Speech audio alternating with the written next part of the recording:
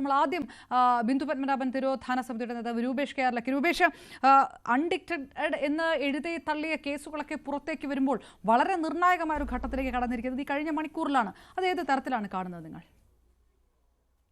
നമ്മള് 2006 മുതലാണ് ബിന്ദു പത്മനാഭൻ മിസ്സിംഗ് ആവുന്നത്.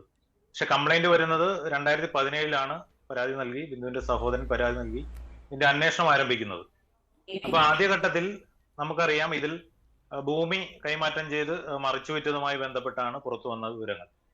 ബിന്ദുവിന്റെ ഇടപ്പള്ളിയിലടക്കമുള്ള പാലാരിവട്ടത്തുള്ള കോടിക്കണക്കിന് വില വരുന്ന ഭൂമി വ്യാജരേഖകൾ ചമച്ച് സെബാസ്റ്റ്യനും കൂട്ടാളികളും ചേർന്ന് മറിച്ചുവിറ്റു.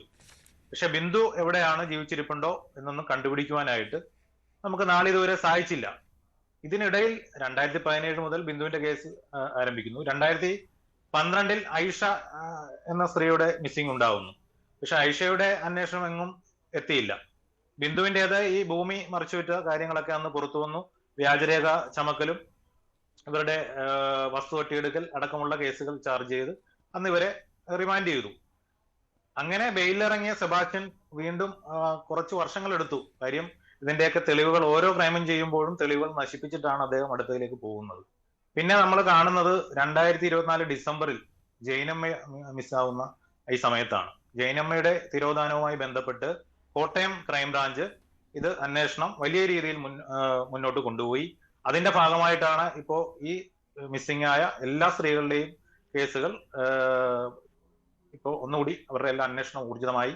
ഇന്നിപ്പോ സ്ഥലപരിശോധനയും റഡാർ സംവിധാനം ഉപയോഗിച്ചുള്ള പരിശോധനയൊക്കെ നടന്നിട്ടുള്ളത്. ഒരു കാര്യം ആദ്യം ഞാൻ പറയട്ടെ, ഇതിന്റെ ആദ്യഘട്ടത്തിൽ ലോക്കൽ പോലീസ് ഇത് അട്ടിമറിച്ചതാണ് ഇത്രയും ഈ ജൈനമ്മയിലേക്ക് വരെ എത്താനായിട്ട് ഉണ്ടായ സാഹചര്യം. അത് നമ്മൾ മനസ്സിലാക്കണം. റൈറ്റ്, രൂപേഷ് തിരികെത്താം.